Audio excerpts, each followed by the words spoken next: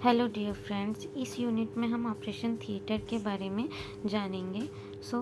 Operation theatre, जिसे OT भी कहा जाता है, यह एक विशेष प्रकार का कमरा होता है और इसे विशेष रूप से डिज़ाइन भी किया जाता है। यहाँ पे अलग अलग विभिन्न प्रकार की सर्जिकल प्रक्रियाएं की जाती हैं। यह जगह बहुत ही साफ़ सुथरा होना चाहिए। यहाँ पे 1% का भी संक्रमण नहीं होना चाहिए। यहाँ के वातावरण को नियंत्रण में रखा जाता है, जैसे कि यहाँ के वातावरण का जो तापमान होता है 21 से 22 डिग्री सेल्सियस होनी चाहिए, ताकि रोगी की सुरक्षा बनी रहे। इसके अलावा ओटी में अत्याधुनिक उपकरण, विशेष लाइटिंग होती है, जो ओटी में काम कर रहे प्रमुख पेशेवरों को कठिन से कठिन ऑपरेशन को सफल बनाने में मदद करता है। ये था ओटी। अब ओटी के उद्देश्य, क्यों ज़रूरी है ओटी? रोगाणु रहित वातावरण के लिए ऑपरेशन थिएटर जरूरी है। विभिन्न प्रकार के सर्जरी के लिए विभिन्न उपकरणों की ज़रूरत पड़ती है, जो कि ओटी में मौजूद होते हैं। तीसरा है आपातकालीन स्थिति, आपातकालीन सर्जरी के लिए तत्काल देखभाल के लिए ओटी जरूरी। चौथा है प्रक्रियाओं को अनुशासित और व्यवस्थित रूप से करने के लिए अनुशासन वाला माहौल ऑपरेशन थिएटर में ज़रूरी है। पांचवा, ऑपरेशन के दौरान, ऑपरेशन के पहले, ऑपरेशन के बाद रोगी की निगरानी बहुत ज़रूरी है। पैरामेडिकल स्टाफ के लिए प्रशिक्षित करने के लिए ओटी ज़रूरी है। कठिन से कठिन शल्य चिकित्सा प्रक्रियाओं का संचालन करना, जो कि ओटी में ही संचालित किया जा सकता है, इसलिए ओटी ज़रूरी है। अब देखते हैं ऑपरेशन थिएटर के डिफरेंट जोन मतलब क्षेत्र होता है। तो ओटी को 4 क्षेत्रों में बांटा गया है: protective zone, clean zone, sterile zone और डिस्पोजल जोन। इन चारों क्षेत्रों को आगे देखते हैं। पहला क्षेत्र है सुरक्षात्मक क्षेत्र, जो कि ओटी के प्रवेश द्वार पर स्थित होता है। इसमें सभी मेडिकल पैरामेडिकल स्टाफ के लिए सुविधाओं के साथ चेंजिंग रूम, मरीज के लिए ट्रांसफर ट्रॉली जैसे उपकरण शामिल होते हैं। इसमें कर्मचारियों के लिए कमरा भी होता है। ऑपरेशन से पहले और बाद के कमरे आईसीयू और पीएसयू जैसे स्टेराइल क्षेत्र इसका हिस्सा होते हैं। पीएसयू का फुल फॉर्म होता है प्री सर्जिकल यूनिट।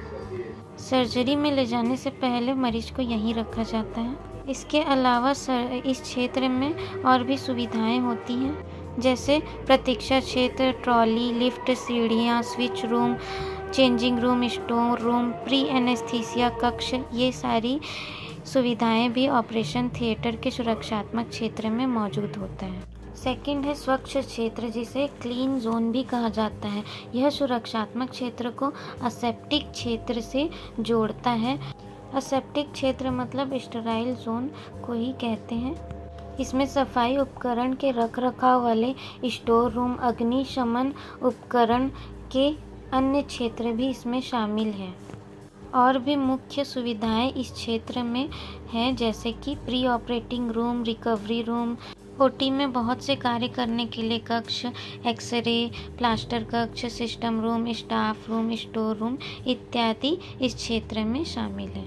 तीसरा है स्टेराइल क्षेत्र, जिसे असेप्टिक जोन भी कहते हैं। इसमें ऑपरेशन रूम शामिल है, जिन्हें स्टेराइल रखा जाता है। इस क्षेत्र में विशेष रूप से ऑपरेटिंग सूट होता है। ऑपरेशन के लिए जो सूट पहना जाता है। स्क्रब रूम होता है, जहाँ पे हैंड वॉशिंग जैसी प्रक्रियाएं होती है। एनेस्थीसिया कक्ष, जहाँ पे एनेस्थीसिया लगाया जाता है। ये सारे कक्ष स्टेराइल रूम में मौजूद होते हैं। यह तीनों प्रक्रिया ऑपरेशन के तुरंत पहले की जाती है। ऑपरेटिंग सूट पहनना हो या हाथों में स्क्रबिंग करके हैंड वॉशिंग, चाहे वह एनेस्थीसिया लगाना हो, इसीलिए स्टेराइल कक्ष में रखा गया है। चौथा क्षेत्र है डिस्पोजल जोन। इसमें ऑपरेशन थिएटर में ऑपरेशन के दौरान निकलने वाले जैविक, अजैविक, संक्रमित या असंक्रमित जो अपशिष्ट हैं वो निकलते हैं, जिसका प्रबंधन सही से हो सके, प्रदूषण और संक्रमण को जिससे रोका जा सके। यह क्षेत्र डिस्पोजल जोन कहलाता है।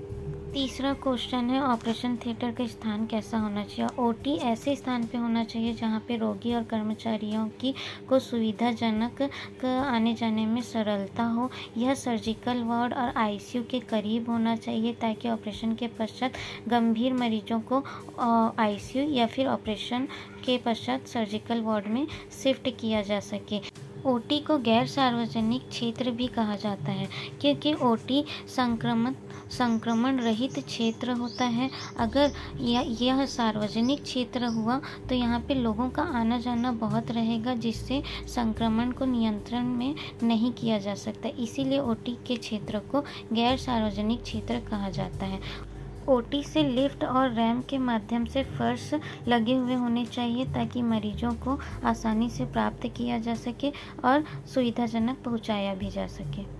ये था ऑपरेशन थिएटर और उसके उद्देश्य, उसके अलग अलग क्षेत्रों के बारे में आपने जाना। See you again next video. Thank you.